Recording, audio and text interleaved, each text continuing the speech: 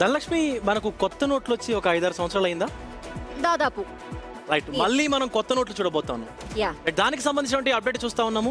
త్వరలోనే ప్లాస్టిక్ నోట్లు రానున్నాయి. దీనిపై కేంద్ర ప్రభుత్వం క్లారిటీ ఇచ్చింది. ముందుగా 10-20 రూపాయల పాలిమర్ నోట్లను ప్రయోగాత్మకంగా తీసుకురానున్నారు. ఈ మేరకు ఆర్బీఐకి గ్రీన్ సిగ్నల్ ఇచ్చింది కేంద్రం. ప్రస్తుత కాగితపు కరెన్సీ నోట్లు చిరిగిపోవటం, తడిస్తే పాడిపోవటం, మురికి పట్టడం వల్ల త్వరగా పాడవుతున్నాయి. ఏటా మళ్లీ ముద్రించేందుకు పెద్ద మొత్తంలో ఖర్చు అవుతోంది. 2024-25లో ఇందుకోసం ఏకంగా 6,000 కోట్లకు పైగా కేటాయించారు. కాగితపు కరెన్సీ నోట్లతో పోలిస్తే ప్లాస్టిక్ నోట్లు ఎక్కువ మన్నిక కలిగి ఉంటాయి ఆర్బీఐ చెప్తోంది. అయితే పలు అంతర్జాతీయ అధ్యయనాల్లోనూ ఈ విషయం వెల్లడైంది. ఇప్పటికే చాలా దేశాలు ఈ తరహా కరెన్సీని వాడుతున్నాయి.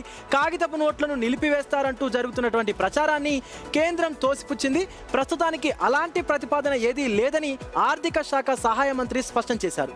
కాగితపు కరెన్సీతో పాటు ప్లాస్టిక్ నోట్లు కూడా చలామణిలో ఉంటాయని తెలిపారు. మొత్తానికి అంటే ఈ పేపర్ నోట్స్ మనం చాలాసార్లు చూస్తూ ఉంటాము. వర్షంలో తడిసినప్పుడు కానీ లేకపోతే త్వరగా చిరిగిపోతూ ఉంటాయి. అండ్ దానివల్ల కొంత ఇబ్బంది కూడా ఎదురవుతుంది. బట్ ఇక్కడ పాలిమర్ నోట్స్ వస్తే కనుక ఇటు మన్నికగా అంటే సుమారుగా 5 రెట్లు ఎక్కువ కాలం మన్నుతాయంటే చాలా మంది ఏంటి ప్లాస్టిక్ పేపర్స్ వస్తాయా, విరిగిపోతాయేమో, అవి పట్టుకుంటాయి, ఇట్లాంటివి ఏమన్నా అపోహలు ఉంటాయేమో. లేదు, అది కూడా పేపర్ లాంటిదే, కానీ కొంచెం థిక్గా ఉంటుంది. దానివల్ల అండ్ అలాగే ఇప్పుడున్నటువంటి నోట్స్ లను కూడా మొత్తం రద్దు చేస్తారని చెప్పేసి అనుకుంటారు. అలాంటిది ఏమీ ఉండదు.